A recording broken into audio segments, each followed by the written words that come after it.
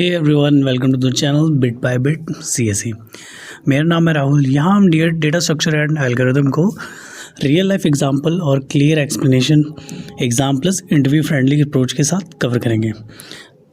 आज हम computer science का एक बहुत इंपॉर्टेंट टॉपिक स्टार्ट करने जा रहे हैं, डेटा स्ट्रक्चर। तो पहले हम समझते हैं कि टॉपिक्स हमारे क्या क्या रहेंगे। पहला टॉपिक हमारा रहेगा कि डेटा स्ट्रक्चर क्या होता है, उसमें एक क्वेश्चन होगा, हम फिर वो करेंगे। देन नीड हम समझेंगे, क्लासिफिकेशन समझेंगे, डेटा ऑर्गेनाइजेशन, फिर एल्गोरिथम और टाइम एंड स्पेस कॉम्प्लेक्सिटी। तो चलिए शुरू करते हैं कि डेटा स्ट्रक्चर आखिर होता क्या है। सबसे पहले समझते हैं, डेटा स्ट्रक्चर का मतलब होता है कंप्यूटर के अंदर डेटा को एक प्रॉपर सिस्टमैटिक तरीके से ऑर्गेनाइज करने का एक तरीका है, ताकि हम उस डेटा को ईजिली इफ़ेक्टिवली यूज़ कर सकें। इसका मेन ऑब्जेक्टिव क्या होता है? टाइम कॉम्प्लेक्सिटी को रिड्यूस करना, ताकि प्रोग्राम जो है फास्ट चले। स्पेस कॉम्प्लेक्सिटी को रिड्यूस करना, जिससे कम मेमोरी यूज़ हो। सिंपल वर्ड्स में बोलूँ तो डेटा स्ट्रक्चर हमें सिखाता है कि डेटा को कैसे स्टोर करें ताकि हम फास्ट और एफिशिएंट हों।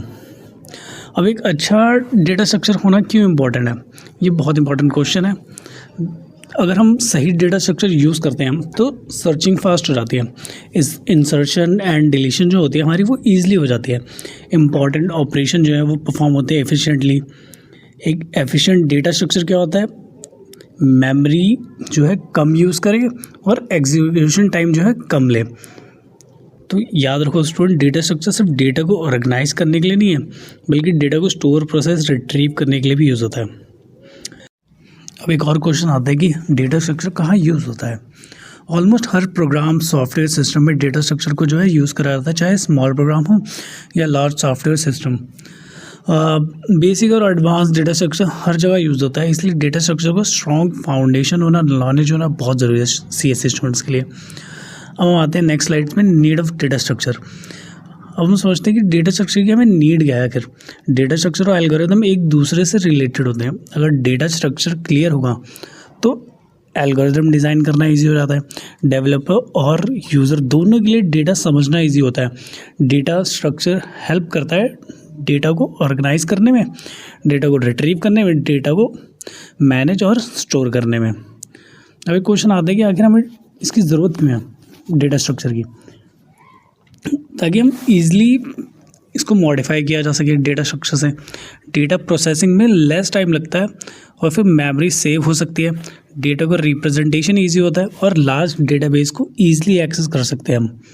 इसलिए data structure real world application में बहुत इंपॉर्टेंट रोल प्ले करता है। अब आते हैं क्लासिफिकेशन में, या हम बोले टाइप्स ऑफ डेटा स्ट्रक्चर। इसका मेनली दो टाइप होते हैं, पहला लीनियर डेटा स्ट्रक्चर, दूसरा non linear data structure.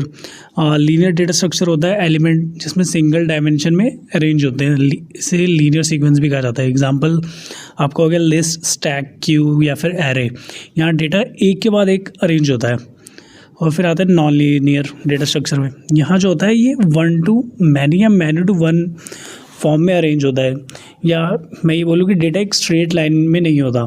Example जैसे कि ट्री होता है जो कि हायरार्किकल फॉर्म में होता है, एक ग्राफ या एक टेबल। Yes, tables. ये स्ट्रक्चर कॉम्प्लेक्स रिप्रेजेंटेशन और रिप्रेजेंट करने के लिए यूज़ होता है।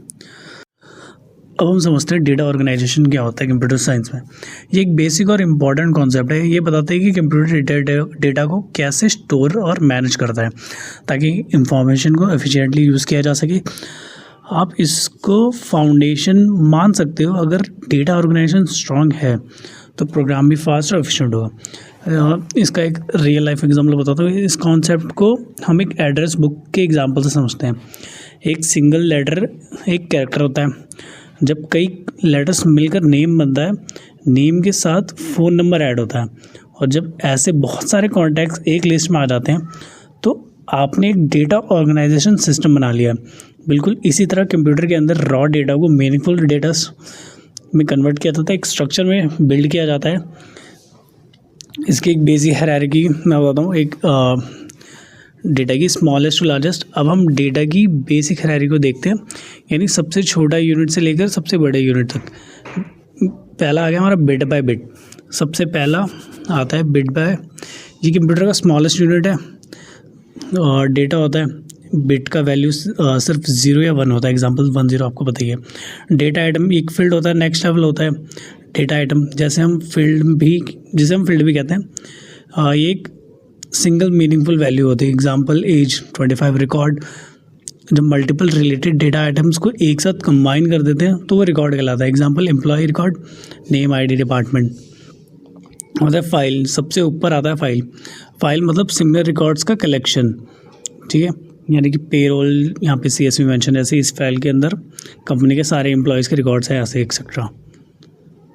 सो स्टूडेंट, हायरार्की हमेशा इन ऑर्डर में होती है कि बिट एंड बाइट, उसके बाद डेटा आइटम, उसके बाद रिकॉर्ड एंड देन फाइल। ये हायरार्की समझ लोगे तो डेटा ऑर्गेनाइजेशन और डेटा स्ट्रक्चर ऑटोमेटिकली क्लियर हो जाएगा। इसलिए जब भी हम डेटा स्ट्रक्चर पढ़ते हैं, सबसे पहले हम ये समझते हैं कि डेटा कैसे बिल्ड होता है from smallest unit to largest structure. अब आते हैं हम द बिल्डिंग ब्लॉक्स में, जो कि हायरार्की होती है। द स्टूडेंट, डेटा स्ट्रक्चर में हम इंफॉर्मेशन को रैंडमली स्टोर नहीं करते, हम डेटा को एक प्रॉपर हायरार्की में ऑर्गेनाइज करते हैं ताकि कंप्यूटर को क्लियरली पता हो कि एक डेटा कहाँ स्टार्ट होता है और कहाँ एंड होता है।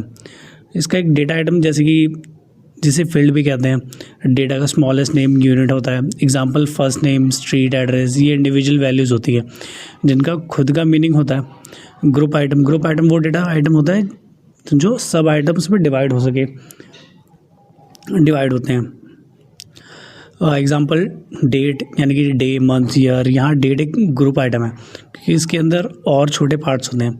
एलिमेंट्री आइटम्स वो आइटम्स होते हैं जो फर्दर डिवाइड नहीं हो सकते। एग्जांपल आईडी नंबर, इसको तोड़ना पॉसिबल नहीं होता।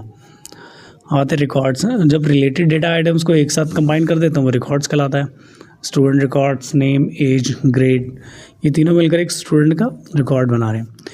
फाइल यानी कि सिमिलर रिकॉर्ड्स, जैसे कि हमने पहले बताया कि एग्जांपल 500 स्टूडेंट्स का रिकॉर्ड है, स्टूडेंट फाइल बना ली हमने, कलेक्शन रिकॉर्ड्स हो गया। अब आते हैं linear versus non linear data structure. जब रिकॉर्ड बन गया, नेक्स्ट क्वेश्चन होता है तो कंप्यूटर मेमोरी के अंदर इनको अरेंज कैसे करें। यहाँ से एक्चुअल डेटा स्ट्रक्चर का कॉन्सेप्ट स्टार्ट होता है। आता है linear data structure. Linear data structure में डेटा एलिमेंट सीक्वेंस या स्ट्रेट लाइन में अरेंज होते हैं। हम डेटा को 1 बाय 1 ट्रैवर्स करते हैं। Example, array elements continuous memory location में स्टोर होते हैं, फास्ट एक्सेस के लिए बेस्ट होते हैं। लिंक लिस्ट एलिमेंट मेमोरी में अलग अलग जगह होते हैं लेकिन पॉइंटर यानी कि एड्रेस के थ्रू कनेक्टेड होते हैं। स्टैक एंड क्वीज जो होते हैं special entry exit rules follow करते हैं। स्टैक यानी कि प्लेट्स का स्टैक और क्यूज यानी ग्रोसरी की स्टोर की लाइन एक तरीके से। और नॉन लीनियर डेटा स्ट्रक्चर पे आते हैं। नॉन लीनियर डेटा स्ट्रक्चर में डेटा स्ट्रेट लाइन में अरेंज नहीं होता, ये कॉम्प्लेक्स रिलेशनशिप को रिप्रेजेंट करते हैं। एग्जांपल, ट्री की हायरार्किकल स्ट्रक्चर होते हैं। Example, family tree, folder structure, graphs, web type connection होते हैं। Example, social media network, GPS routes. Okay, अब आते हैं ऑपरेशन ऑन डेटा। स्टूडेंट, सिर्फ डेटा को ऑर्गेनाइज करना काफ़ी नहीं होता। अगर हम डेटा पर ऑर्गेनाइजेशन परफॉर्म नहीं कर सकते तो डेटा ऑर्गेनाइजेशन को फ़ायदा नहीं। Main operation on data structure traversing, her record को एक एक बार एक्सेस करना। एग्जांपल, लिस्ट के सारे नेम्स प्रिंट करना। सर्चिंग, किसी स्पेसिफिक रिकॉर्ड को फाइंड करना। एग्जांपल, रोल नंबर से स्टूडेंट ढूंढना। इंसर्शन, नया रिकॉर्ड ऐड करना। डिलीशन, रिकॉर्ड रिमूव करना। सॉर्टिंग, डेटा को लॉजिकल ऑर्डर में अरेंज करना या अल्फ़ाबेटिकली या न्यूमेरिकली। मर्जिंग, 2 सॉर्टेड फाइल्स को कंबाइन करके एक सिंगल फाइल में सॉर्ट बनाना। अब ये मैटर क्यों करता है, डेटा कैसे ऑर्गेनाइज करते हो या ये डायरेक्टली अफेक्ट करता है। प्रोग्राम फास्ट होगा या स्लो, एल्गोरिथम सिंपल होगा या कॉम्प्लेक्स। एग्जांपल, अगर सॉर्टेड एरे में सर्चिंग बहुत फास्ट होती है और अनसॉर्टेड लिंक लिस्ट में सर्चिंग स्लो होती है, इसलिए सही डेटा स्ट्रक्चर यूज़ करना बहुत इंपॉर्टेंट होता है। अब हम एल्गोरिथम के कॉन्सेप्ट को समझते हैं। एल्गोरिथम का मतलब होता है कि स्टेप बाय स्टेप प्रोसीजर जिसका यूज़ करके हम किसी स्पेसिफिक प्रॉब्लम को सॉल्व करते हैं। सिंपल वर्ड्स में एल्गोरिथम का मतलब होता है प्रॉब्लम सॉल्व करने का क्लियर स्टेप्स। लेकिन याद रखो, डेटा स्ट्रक्चर में एक एल्गोरिथम तभी अच्छा माना जाता है जब वो एफिशिएंट हो, यानी कितनी फास्ट एग्जीक्यूट होता है और कितनी मेमोरी यूज़ करता है। अब आते हैं वर्ड्स मेक्स एन एल्गोरिथम की। एल्गोरिथम की प्रॉपर्टीज़ क्या होती है। कंप्यूटर साइंस में किसी भी प्रोसेस को वैलिड एल्गोरिथम कहने के लिए कुछ कंडीशन फुलफिल होनी चाहिए, जैसे कि इनपुट आउटपुट एल्गोरिथम कुछ इनपुट डेटा लेता है और एक आउटपुट रिजल्ट प्रोड्यूस करता है। एग्जांपल इनपुट नंबर्स और आउटपुट में शॉर्टेड लिस्ट। फाइनाइटनेस, एल्गोरिदम जो है एक इन्फिनिट लूप में नहीं चलना चाहिए, उसका एक पॉइंट पर स्टॉप होना ही चाहिए। अगर एल्गोरिदम कभी स्टॉप ही ना हो तो वैलिड नहीं है। डिफाइटनेस, एल्गोरिदम का हर स्टेप क्लियर होना चाहिए, कंफ्यूजिंग या एम्बिगियस नहीं होना चाहिए, मतलब हर स्टेप का मीनिंग एक ही होना चाहिए। इफेक्टिवनेस, एल्गोरिदम के स्टेप्स सिंपल होने चाहिए, प्रैक्टिकली एग्जीक्यूट किए जा सके ऐसे होने चाहिए, यानी इम्पॉसिबल या वैग्यू इंस्ट्रक्शन नहीं होने चाहिए। मेजरिंग एफिशिएंसी ऑफ एल्गोरिदम, अब क्वेश्चन आता है कि एल्गोरिदम की एफिशिएंसी कैसे मेजर करते हैं। हम एफिशिएंसी को सेकंड्स या मिनट्स में मेजर नहीं करते, क्योंकि सुपर कंप्यूटर हमेशा लैपटॉप से फास्ट होगा, इसलिए हम देखते हैं कि इनपुट साइज़ बढ़ाने पर एल्गोरिदम का बिहेवियर कैसा होता है। इस इनपुट साइज़ को हम n से रिप्रेजेंट करते हैं, जिसे हम बिग ओ नोटेशन, जैसे कि एफिशिएंसी मेज़र करने के लिए हम बिग ओ नोटेशन यूज़ करते हैं। ये बताता है कि इनपुट साइज़ बढ़ाने पर एल्गोरिदम का वर्कलोड कैसे ग्रो करेगा। इसके 2 मेन मैट्रिक्स होते हैं एफिशिएंसी के। टाइम कम्प्लेक्सिटी बताती है कि इनपुट साइज़ बढ़ाने पर एल्गोरिदम को कंप्लीट होने में कितना टाइम लगेगा। एग्जांपल 10 लोगों का फ़ोन बुक में मैं सर्च करना, ऑब्वियसली टाइम डिफरेंस होगा। अकॉर्डिंग टू 10 मिलियन लोगों का फ़ोन बुक में सर्च करने में, तो इस बीच में 10 लोगों और 10 मिलियन में तो टाइम डिफरेंस होगा। अब आते हैं स्पेस कॉम्प्लेक्सिटी पे। स्पेस कॉम्प्लेक्सिटी बताती है कि एल्गोरिदम को रन होने के लिए एक्स्ट्रा मेमोरी कितनी चाहिए। एग्जांपल, क्या एल्गोरिदम की लिस्ट एक्स्ट्रा कॉपी बनाता है या बिना एक्स्ट्रा मेमोरी के इन प्लेस सॉर्टिंग करता है। हम आते हैं best, average and worst case में। एल्गोरिदम की एफिशिएंसी हमेशा सेम नहीं होती, ये डिपेंड करता है कि डेटा कैसा है। बेस्ट केस यानी कि ओमेगा से हम डिनोट करते हैं। बेस्ट केस वो सिचुएशन होता है जिसमें एल्गोरिदम को मिनिमम टाइम लगता है। एग्जांपल, आइटम पहली अटैम्प्ट में ही मिल जाए, ये इसका एग्जांपल। अगर मैं कोई चीज़ फाइंड करा और वो पहले अटैम्प्ट में मिल जाए तो बेस्ट केस हमारा। वर्स्ट केस क्या होता है, इसको बिग ओ से हम डिनोट करते हैं। वर्स्ट केस वो सिचुएशन होती है जिसमें एल्गोरिदम को मैक्सिमम टाइम लगता है। इंजीनियर्स मोस्टली वर्स्ट केस पे फोकस करते हैं क्योंकि ये परफॉर्मेंस की अपर लिमिट गारंटी करता है। एवरेज केस को हम थीटा से डिनोट करते हैं। एवरेज केस वो टाइम होता है जो जनरली रैंडम इनपुट्स पर एक्सपेक्टेड होता है या बेस्ट और वर्स्ट के बीच का केस होता है एक। सो स्टूडेंट, सिर्फ एल्गोरिदम के लिए लिखना काफ़ी नहीं होता, हमें ये भी दिखाना होता है कि एल्गोरिदम कितना फास्ट है, कितनी मेमोरी यूज़ करता है। इसलिए डेटा स्ट्रक्चर एल्गोरिदम हमेशा साथ में बढ़ना चाहिए। अब आते हैं टाइम कम्प्लेक्सिटी पे। Time complexity actual running time नहीं होती, क्योंकि प्रोग्राम के प्रोसेसर डिपेंड करता है कि इंस्टेड टाइम कम्प्लेक्सिटी ये बताता है time complexity actual running time नहीं होती, क्योंकि प्रोग्राम का टाइम प्रोसेसर पर डिपेंड करता है। इंस्टेड टाइम कॉम्प्लेक्सिटी ये बताता है कि इनपुट साइज जो कि n है के रिस्पेक्ट में एल्गोरिदम कितने ऑपरेशन परफॉर्म करता है। इसके आगे the big 3 cases of time complexity. Algorithm के हमेशा सेम नहीं होते, टाइम जो है हमेशा सेम नहीं होती, इसलिए हम 3 केसेस को स्टडी करते हैं, best case, worst case and average case. Best case वो सिचुएशन होती है जिसमें एल्गोरिदम का मिनिमम टाइम लगता है, कीज़ पहली पॉकेट में ही मिल जाए एग्जांपल के तौर पे।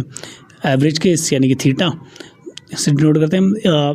इसमें एक मैथमेटिकल मिडिल ग्राउंड होता है जब डेटा रैंडम होता है या जनरली एक्सपेक्टेड परफॉर्मेंस बताता है। वर्स्ट केस बिग ओ वो सिचुएशन होती है जिसमें एल्गोरिदम को मैक्सिमम टाइम लगता है। इंडस्ट्री में बिग ओ को सबसे ज़्यादा इंपॉर्टेंस दी जाती है क्योंकि गारंटी करता है अपर लिमिट बताने में। अब आते हैं common time complexity with examples में। तो पहला हमारा आता है बिग O1 यानी कांस्टेंट टाइम। इस केस में डेटा का साइज़ कुछ भी हो, टाइम सेम ही रहता है। एग्जांपल, नंबर इवन या ऑड चेक करना। अब आते हैं बिग ON लीनियर टाइम जिसे हम कहते हैं। यहाँ इनपुट साइज़ जितना बढ़ता है टाइम भी उतना ही बढ़ता है। एग्जांपल, बुक का हर पेज को रीड करके वर्ड सर्च करना। आते हैं बिग O n स्क्वायर यानी क्वाड्रेटिक टाइम। इस केस में डेटा थोड़ा सा बढ़ाने पर टाइम बहुत ज़्यादा इंक्रीज हो जाता है। Example nested loop, bubble sort, हर एलिमेंट को हर एलिमेंट से कंपेयर करना। अब स्पेस कॉम्प्लेक्सिटी पे आते हैं। अब बात करते हैं स्पेस कॉम्प्लेक्सिटी की। तो स्पेस मेजर करती है कि एल्गोरिथम को रन होने के लिए टोटल कितनी मेमोरी चाहिए।